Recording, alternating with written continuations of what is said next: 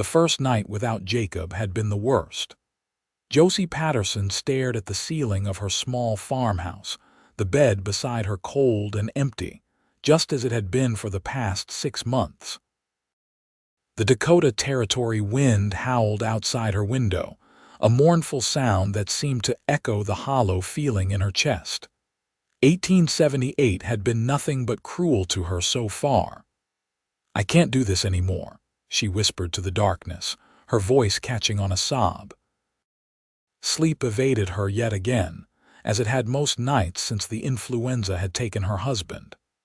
The bed felt too large, too empty, a constant reminder of what she had lost.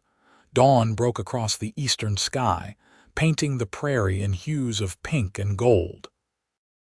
Josie, dressed in her simple cotton dress, ran a brush through her auburn hair and tied it back with a faded ribbon. At 26, she felt decades older than her years. The mirror reflected eyes that had lost their sparkle, a face drawn with grief and exhaustion.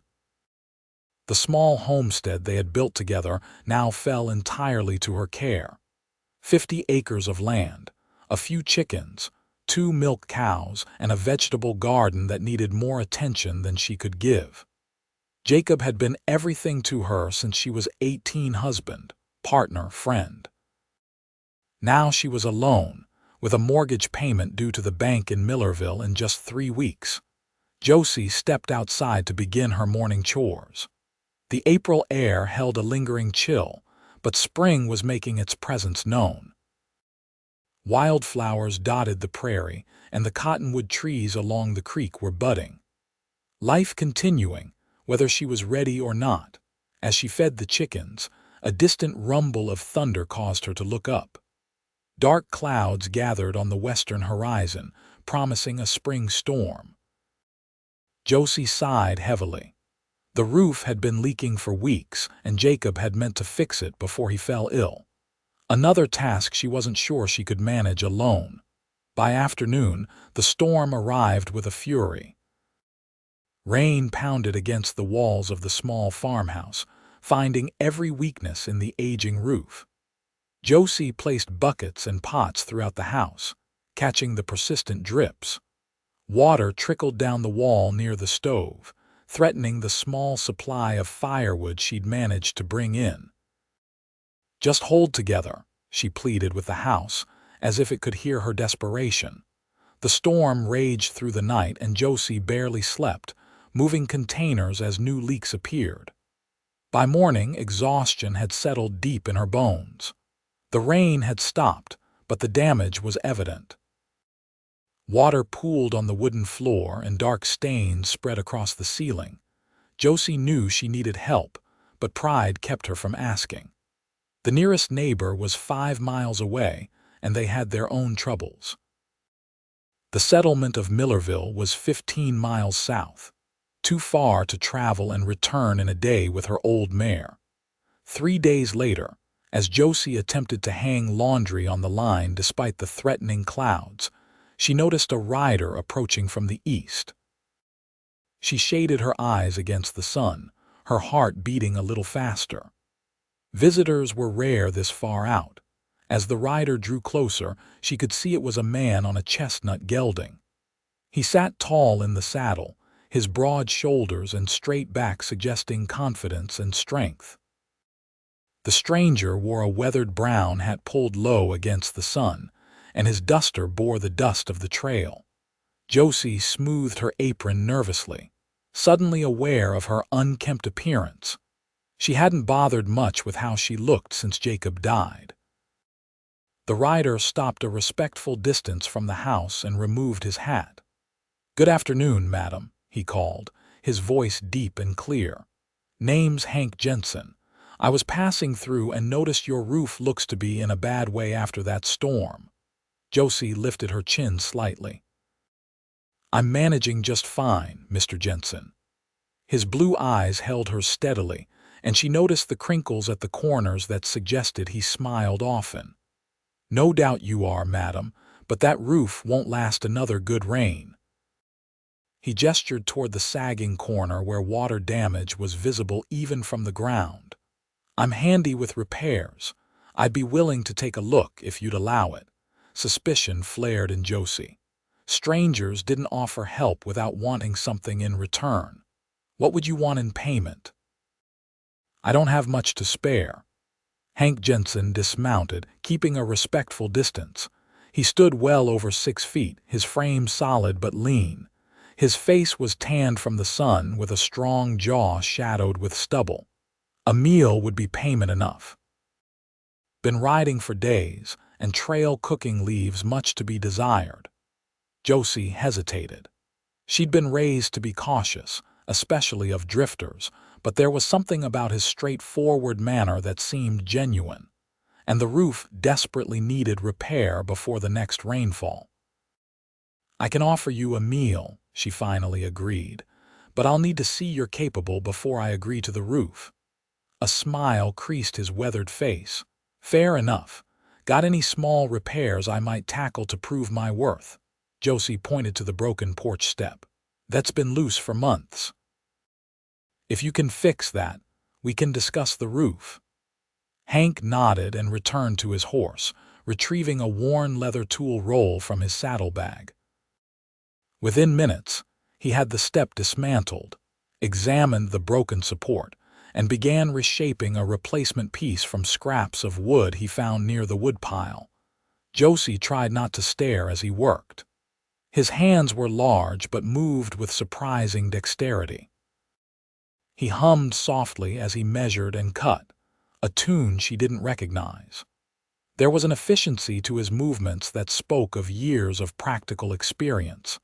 The step was fixed in under an hour, sturdier than it had ever been. Hank tested it with his full weight, then looked up at Josie with quiet satisfaction. Will that suffice as a demonstration, Mrs. Patterson? She supplied. Josie Patterson. Mrs. Patterson, he acknowledged with a slight nod. Would you like me to take a look at that roof now? Josie glanced at the sky. The afternoon was wearing on, but there were still several hours of daylight left. You can start today, but you'll not finish before dark. There's an old ladder in the barn you can use. Hank nodded. I'll get to it then. Don't worry about that meal until later. As he strode toward the barn, Josie found herself watching his retreating figure. It had been so long since anyone had offered help. Since Jacob died, she'd learned to expect nothing from others. Most folks in the territory were too occupied with their own survival to concern themselves with a widow's troubles. Inside the house, Josie took stock of her pantry. If she was going to feed a working man, she needed something substantial. She had flour, lard, and a bit of dried venison from last fall. She could make biscuits and gravy, with the last of her preserved green beans from the root cellar. Through the window, she watched as Hank positioned the ladder against the side of the house and climbed up to examine the roof. He moved with the easy confidence of someone accustomed to physical labor. For the first time in months, Josie felt a weight lifting from her shoulders. Perhaps the roof would finally get fixed. The afternoon passed quickly as Josie prepared the meal and Hank worked on the roof. She could hear him moving above, removing damaged shingles and assessing the extent of the repairs needed. Occasionally, he would climb down to retrieve tools or materials from his saddlebags. By the time the sun began to set, Hank had removed the most damaged sections and covered the exposed areas with oilcloth to protect against rain. He descended the ladder one final time, his shirt damp with sweat despite the cool evening air. Your roof's in worse shape than it looked from the ground, he said, wiping his hands on a rag. The storm did a number on those old shingles, and there's some rot in the underlying wood. I've covered the worst spots for now, but it'll need more extensive work tomorrow. Josie nodded, trying not to let her disappointment show. She'd hoped it might be a simple repair. I have some supplies in my pack, Hank continued, but I'll need more wood for proper repairs. There's a stand of pine about half a mile east. Would you mind if I cut a few trees for lumber? "That would be fine," Josie said, surprised by his consideration in asking permission. The land was hers, after all. "Supper's nearly ready if you'd like to wash up. There's water in the basin on the porch." While Hank cleaned up outside, Josie set the small table with her everyday dishes. It felt strange preparing a meal for someone other than herself. For months, she'd often just eaten bread and cheese standing at the counter, too weary to bother with proper meals. When Hank entered the house, he removed his hat and hung it on a peg by the door. His dark hair, damp from washing, curled slightly at the ends. He'd also trimmed his beard, and Josie noticed that his eyes were a deep green, not blue as she'd first thought. "Smells wonderful, Mrs. Patterson," he said, remaining standing until she gestured for him to take a seat. The meal was simple biscuits, gravy with bits of venison, and green beans, but Hank ate with appreciation. "Best meal I've had in months," he commented, accepting a second helping when Josie offered it. "You've been traveling long?" she asked, curiosity getting the better of her. Hank nodded, chewing thoughtfully before answering. "Since last fall. I was working a ranch down in Colorado, but the owner sold out to a big cattle operation. Been making my way north since then, picking up work where I can find it. And where are you headed?" Josie poured him a cup of coffee, the last of her precious supply. "No particular destination in mind. Thought I might try Montana Territory. Heard there's good land opening up there." He paused, his eyes meeting hers. "I don't mean to pry, Mrs. Patterson, but this seems like a lot of land for one person to manage." Josie stiffened slightly. "My husband Jacob passed 6 months ago. Influenza." The words still hurt to say aloud. Hank's expression softened with genuine sympathy. "I'm sorry for your loss, madam. That's a heavy burden to bear." "Thank you," she said quietly, unused to discussing her grief with anyone. Most people in these parts acknowledged death with stoic nods and quickly moved on to practical matters. "The land was our dream. Jacob had plans for it. Wheat fields, apple trees, more cattle eventually." Her voice threatened to break and she stopped. "It's good land," Hank observed, graciously changing the subject. "Rich soil in these parts. Your garden plot looks promising." Conversation flowed more easily after that, focused on practical matters of farming and weather. As they finished the meal, Hank asked, "Would it be all right if I slept in your barn tonight? I'd like to get an early start on that roof tomorrow." Josie hesitated only briefly.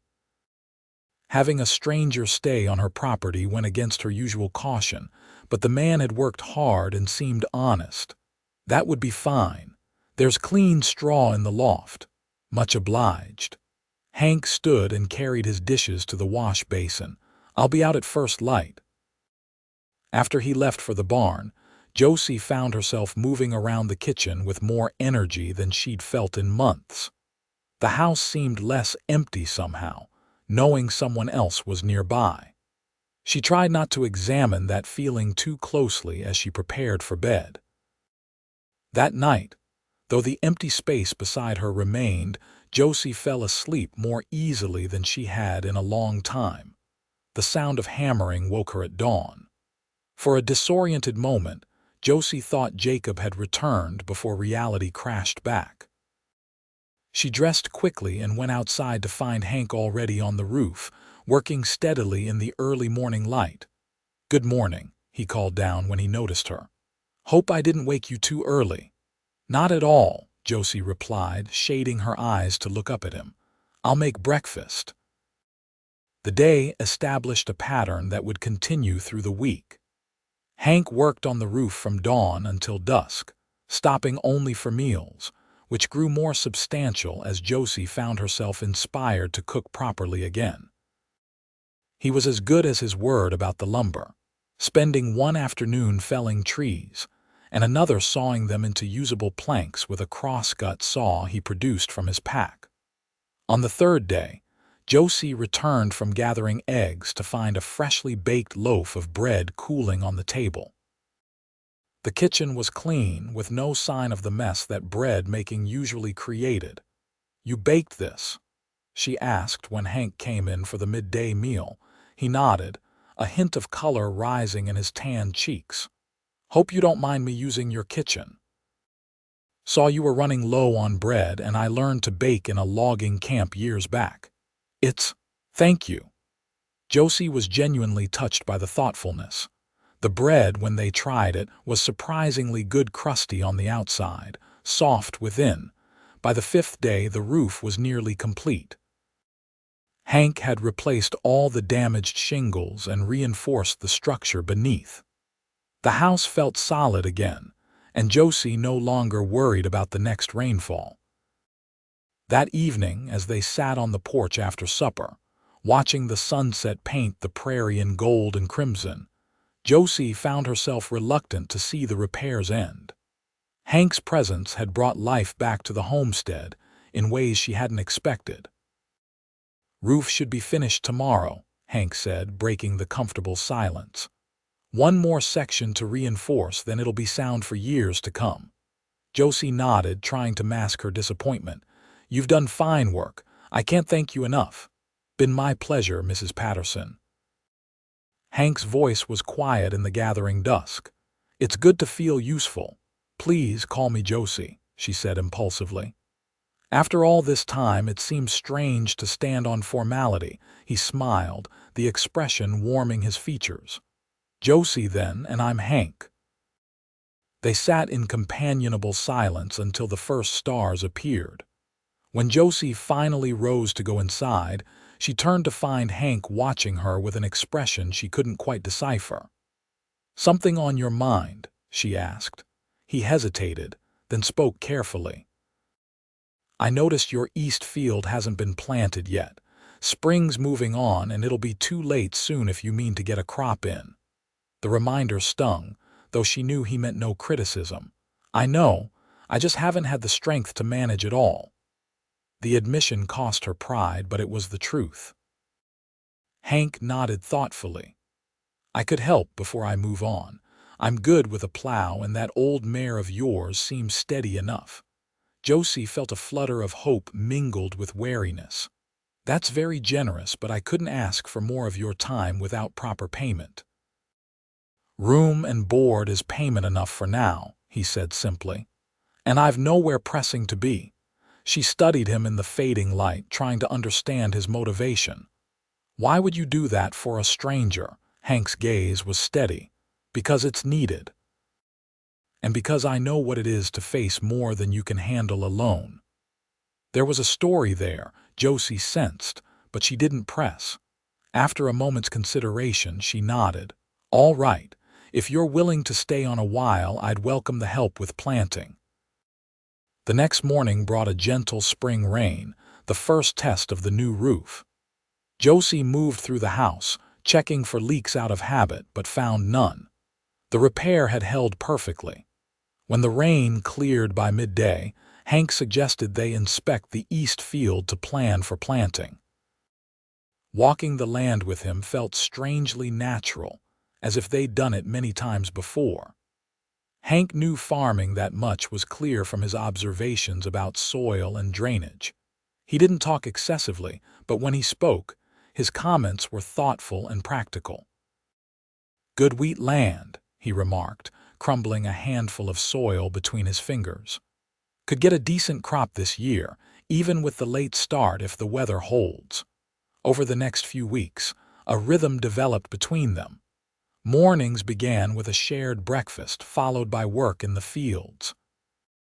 Hank handled the heavy plowing with Josie's mare, while Josie prepared the garden plot and tended the animals. They took midday meals together, sometimes in the shade of the cottonwoods if the weather was fine. Evenings were spent on the porch, talking quietly as darkness fell.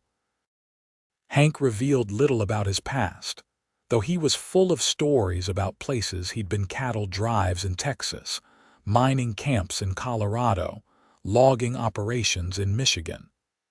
Josie gathered that he'd been wandering for years, never staying anywhere long. When she asked why, he simply said, "Never found a reason to put down roots." May turned to June, and the wheat sprouted in neat rows across the east field.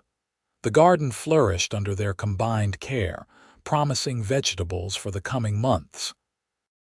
Hank repaired fences, built a new chicken coop, and reinforced the barn door that had been hanging crooked for years.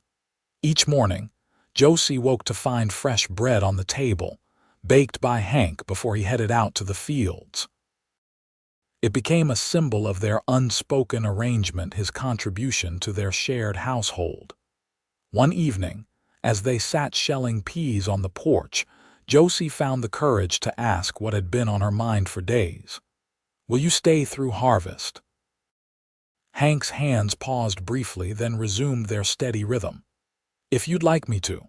"I would," she admitted, keeping her eyes on the peas in her lap. "The work goes easier with two and—" She hesitated, unsure how to express what she really meant, and he prompted gently. "And the house feels less empty," she finished quietly. Hank was silent for a long moment. "I've enjoyed being here," he finally said, "more than anywhere I've been in a long while." The admission hung between them, neither quite ready to examine its full meaning. But something had shifted. A door opened to possibilities neither had voiced. July brought scorching heat, and the constant worry about drought that every farmer in the territory shared. Josie and Hank rose before dawn to work in the cooler hours, retreating to the shade during the worst of the afternoon heat. On one particularly brutal day, with the temperature soaring well past 90 degrees, they decided to seek relief at the creek that marked the western boundary of the property.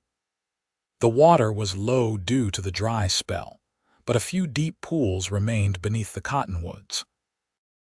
Hank kept a respectful distance while Josie waded in her petticoats, her skirts and shoes left on the bank. The cool water was heaven against her skin after weeks of dust and sweat. When she emerged, refreshed, she found Hank had spread a simple picnic under the trees: bread, cheese, and the season's first ripe tomatoes from the garden. As they ate, a comfortable silence between them, Josie studied Hank's profile.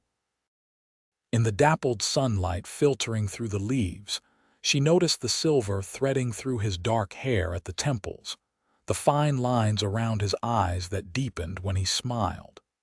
He wasn't a young man, perhaps in his mid-30s, but his strength and vitality made age seem irrelevant. "You're staring," he observed, without looking up from the piece of bread he was buttering. Josie felt heat rise to her cheeks that had nothing to do with the summer day. "I was just thinking that I know so little about you, despite all this time." Hank met her eyes then. "What would you like to know?" She considered her question carefully. "Have you ever had a home? A real one, I mean, not just places you've stayed." Something flickered in his expression, a shadow of old pain quickly hidden. "Once. A small place in Missouri before the war." "The war?" Josie hadn't considered that he might have fought. He would have been the right age. Hank nodded, his gaze distant. "Fought for the Union. 4 long years." He didn't elaborate, and Josie didn't press. Many veterans kept their war experiences locked away, too painful to share. "And after?" She asked instead. "Couldn't settle back in Missouri. Too many memories." He looked at her directly then. "Lost my wife and infant son to fever while I was away fighting. Came home to empty graves and a house that wasn't home anymore." The revelation stunned Josie. In all their conversations, he'd never mentioned a family. "I'm so sorry," she said softly, understanding now his earlier comment about knowing what it was to face more than you could handle alone. Hank shrugged slightly, the gesture at odds with the pain evident in his eyes. "It was a long time ago now, 17 years, but it's why I kept moving. Nothing felt right staying in one place. Until now." The question slipped out before Josie could reconsider it. He looked at her steadily, something unreadable in his expression. Maybe this place has a way about it. They both knew he wasn't just talking about the land. The heat wave broke a few days later with a violent thunderstorm that swept across the prairie with frightening intensity. Josie and Hank rushed to secure the animals and equipment as lightning split the sky and thunder rattled the windows. Inside the house, as rain lashed against the newly repaired roof, Josie felt a surge of gratitude that Hank had fixed it so thoroughly. Not a drop came through, despite the downpour outside. The storm raged well into the night. With the lamps extinguished to avoid drawing lightning, they sat in near darkness, occasionally illuminated by brilliant flashes through the windows. Conversation flowed more easily in the dimness, and Josie found herself sharing memories of Jacob that she'd kept locked away: their courtship, their dreams for the homestead, the happy years before illness struck. "He sounds like a good man," Hank said when she fell silent. "He was," Josie agreed. "Kind and hardworking. We were happy." She hesitated, then added softly, "But I've been lonely for longer than just since he died. The last 2 years he was different. The struggle of this place wore him down. He started drinking more, talking less." It was the first time she'd admitted aloud that her marriage had changed before Jacob's death. The confession left her feeling vulnerable but also strangely relieved. Hank didn't offer platitudes or judgment, just quiet understanding. Homesteading breaks many who try it. It takes a special kind of strength to face the isolation and hardship year after year. "A strength I wasn't sure I had," Josie admitted. "Before you came, I was considering selling the place, going back east to my sister in Pennsylvania. And now—" Hank's voice was barely audible above the storm. "Now I think I might stay," she said simply. "This land feels more like home again." When she finally retired to her bedroom that night, the empty space beside her seemed to call out with a different kind of emptiness. For the first time since Jacob's death, Josie found herself wondering if her bed might one day be shared again. The thought both startled and comforted her as she drifted into sleep. August brought the backbreaking work of preparing for harvest.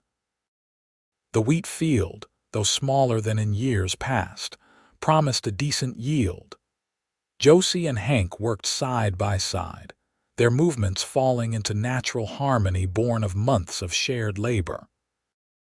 One evening, as they sat on the porch watching fireflies rise from the tall grass, Hank broached a subject they had both been avoiding. "I've been thinking about the future." Josie's heart quickened.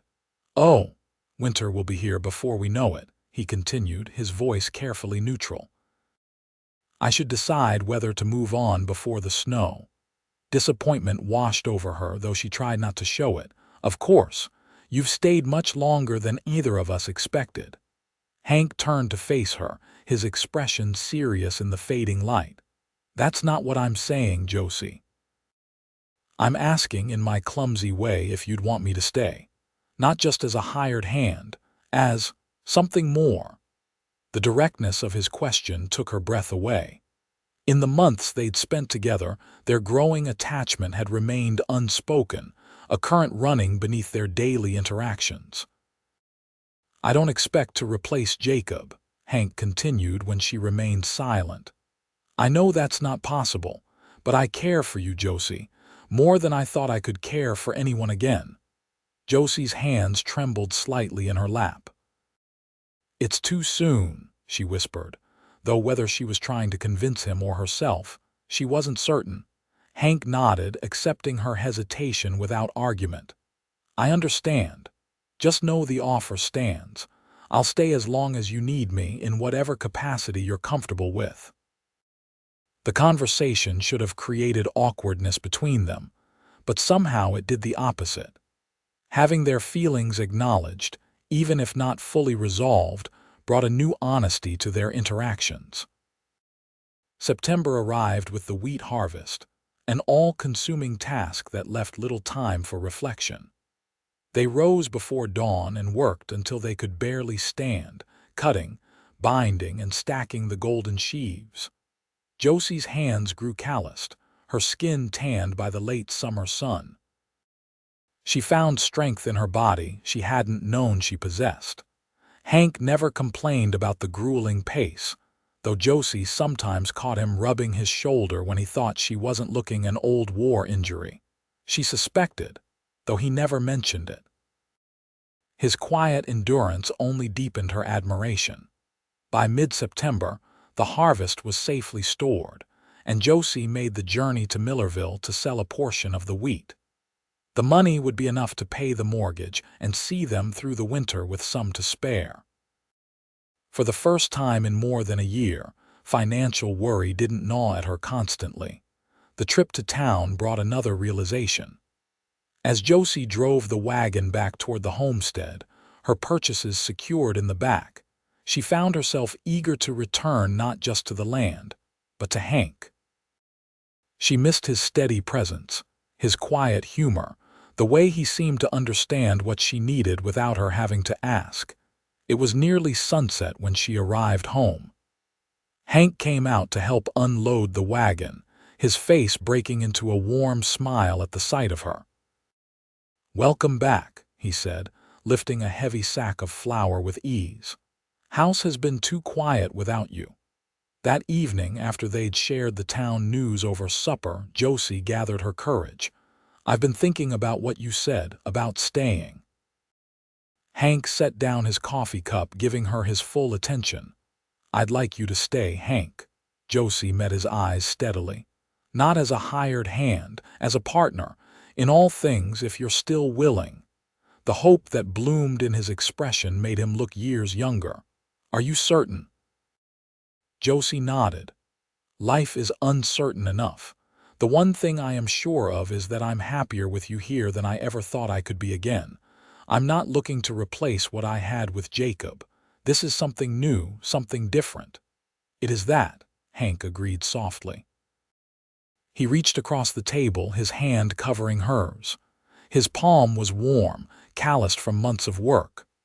"I never expected to find a home again, Josie, or someone to share it with." "Neither did I," she admitted. That night, Josie lay awake in her bed, contemplating the steps she'd taken. There would be talk in town. Of course, a widow taking up with a drifter less than a year after her husband's death.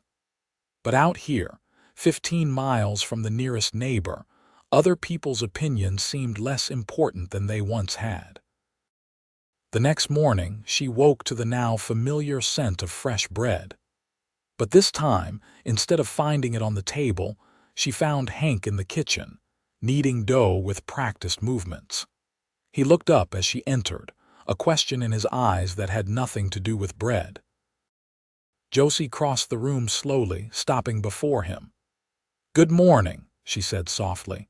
"Morning," he replied, his voice equally quiet. Josie reached out, laying her hand against his cheek. The stubble was rough beneath her palm, but she welcomed the sensation, the tangible proof that he was real, that this moment was real. When she leaned in to kiss him, it felt both new and familiar, as if her body remembered something her mind had forgotten. Hank's flour-dusted hands remained at his sides until she wrapped her arms around his neck. Then they came up to hold her gently, as if she might break. The kiss deepened, and with it, Josie felt the last of her reservation melt away. This was right. Different from what she'd had before, but no less genuine for that difference. When they finally parted, Hank's eyes were bright with emotion. "I love you, Josie Patterson. Have for months now." The words, so simply stated, filled a space in her heart she'd thought permanently empty. "And I love you, Hank Jensen, though heaven knows I tried not to." He laughed at that, a rich sound that filled the kitchen. "You're a stubborn woman. It's one of the things I love about you." They were married 2 weeks later by the circuit preacher who visited Millerville once a month. The ceremony was simple. witnessed only by the storekeeper and his wife, but it held all the solemnity and joy that Josie could have wished for. That night, as they lay together in what was now truly their bed, Hank traced the curve of Josie's cheek with gentle fingers. "No more empty beds," he murmured. "No," she agreed, drawing him closer. "No more emptiness at all." Winter came early that year, with the first snow falling in late October. The homestead was prepared, woodpile stacked high, root cellar filled with preserved vegetables, smokehouse hung with meat. Josie and Hank settled into the rhythm of the cold months, rising in the dark to tend the animals, spending afternoons mending equipment for spring, evenings reading aloud by lamplight.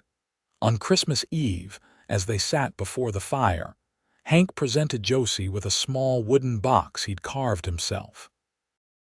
Inside lay a silver locket, simple but beautiful. "It was my mother's," he explained as Josie examined it with wonder. "The only thing I've kept with me through all my wanderings." "It's beautiful," she whispered, deeply touched by the gift of this piece of his past. Hank helped her fasten it around her neck, his fingers lingering on the chain. "I've been thinking," he said, his voice thoughtful. "Come spring, we might expand the wheat field to the north section, and perhaps build on a room or two to the house." "Oh." Josie raised an eyebrow, curious about this sudden interest in expansion. Hank's smile held a hint of mischief. "Well, this place might feel a bit crowded in the future." Josie's hand went instinctively to her stomach, where the first subtle changes were just beginning to make themselves known. She hadn't yet found the words to tell him. "You know, I suspected," he admitted, his eyes crinkling with joy. "You've been glowing these past few weeks, and you turned a bit green at the smell of coffee yesterday morning." Josie laughed, leaning into his embrace. "I was planning to tell you tonight. Your Christmas gift." "Best gift I could imagine," Hank murmured against her hair. "A family of my own again." As the fire crackled and snow fell softly outside, Josie reflected on how completely her life had transformed in less than a year. From the depths of grief and loneliness to this moment of quiet joy, all because a wandering cowboy had stopped to fix her roof and left bread on her table. "What are you thinking?" Hank asked, noticing her contemplative expression. Josie smiled, her hand still resting on her abdomen where their child grew. "I'm thinking about beginnings, and how they sometimes come from endings." "Wise woman," he said, pressing a kiss to her forehead. Spring arrived with new life everywhere, calves in the barn, chicks in the henhouse, and the swell of Josie's belly growing more pronounced. Hank expanded the wheat fields as planned and added a nursery onto the eastern side of the house, working through the longer days with renewed purpose. Their daughter was born on a warm June evening, a small, perfect child with her father's green eyes and a dusting of her mother's auburn hair. They named her Hope, for all she represented to them, both a new beginning, a future they had once thought lost. As Josie nursed the infant in the rocking chair Hank had crafted, she watched him moving about the kitchen, preparing breakfast as he had done every morning since his arrival more than a year ago. The familiar scent of baking bread filled the house, mingling with the sweetness of the wildflowers he'd picked for her bedside table. "Happy?" he asked, catching her gaze. Josie looked down at their daughter, then back to the man who had rebuilt not just her roof, but her heart. "More than I ever thought possible." Outside, the wheat fields stretched golden under the morning sun, promising abundance in the months to come. Inside, the house that had once felt so empty now overflowed with life and love, proof that even in the harshest landscape, happiness could take root and flourish. And every morning, without fail, there was fresh bread on the table, a simple gesture that had come to symbolize everything they had found together: sustenance, care, and the promise of another day shared.